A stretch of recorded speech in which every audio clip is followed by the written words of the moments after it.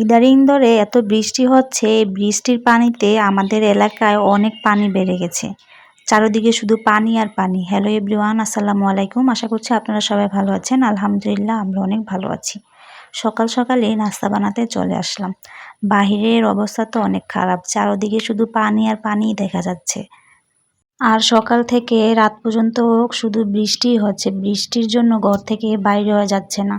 আজ সকালে আমাদের নাস্তার জন্য বানিয়েছিলাম রুটি, তার সাথে মিষ্টি কুমড়া ভাজি। প্রথমে আমি মিষ্টি কুমড়াটা ভাজি করে নিয়েছি পরিমাণ মতন, কড়াইতে তেল দিয়ে তারপর পেঁয়াজটা দিয়ে কিছুক্ষণ ভেজে মিষ্টি কুমড়াগুলো দিয়ে দিলাম। তার সাথে লবণ এবং কিছু পরিমাণ চিনিও দিয়েছি যাতে খেতে মজা হয়। তারপর আমার মিষ্টি কুমড়াটা ভাজি হয়ে গেল, আমি নামিয়ে রাখলাম। এখন আমি রুটিগুলো বানিয়ে নেব। রুটির উপরে আমি পরিমাণ মতন লবণ এবং তেল দিয়ে কিছুক্ষণ মেখে নিয়েছি। তারপর গরম পানি দিয়ে রুটির ডোটা আমি তৈরি করে নিলাম। এখন এক এক করে সবগুলো রুটি বানিয়ে গরম গরম তাওয়াতে আমি ছেঁকে নেব। দেখুন রুটিটা মাশাআল্লাহ দিলে কত সুন্দরভাবে ফুলে গেছে। এভাবেই করে আমি সবগুলো রুটি ভালোভাবে ছেঁকে নামিয়ে নিলাম।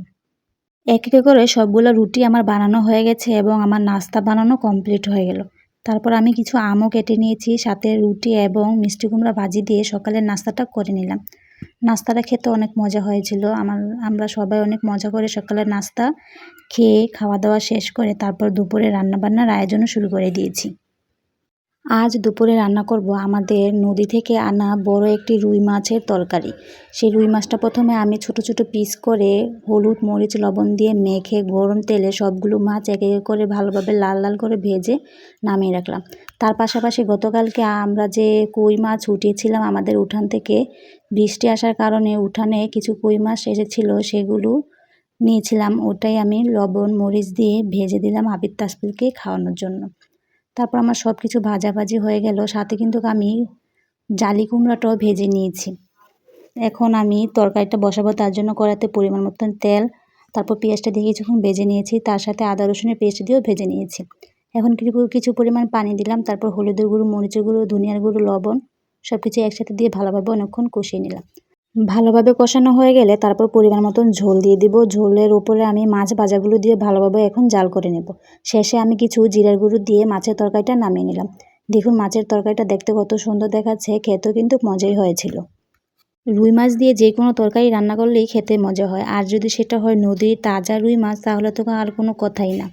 তারপর তাসফির বলতেছিল গতকালকে কিছু খিচুড়ি রান্না করা ছিল, সেটা গরম করে দিতাম, ও খাবে। এই জন্য আমি খিচুড়িটাও গরম করে দিলাম। তারপর ও বসে বসে এই খিচুড়িটা খেয়ে নিল।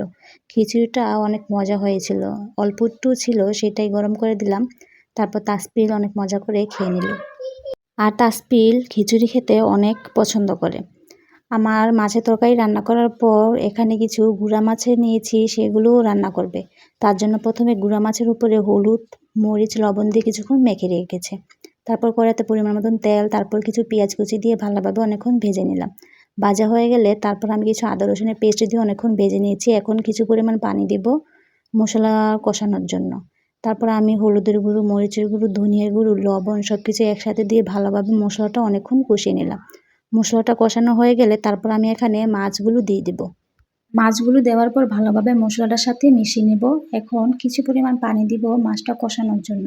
ভালোভাবে মাছটা কষিয়ে আসলে তারপর কিছু পরিমাণ পানি দিব।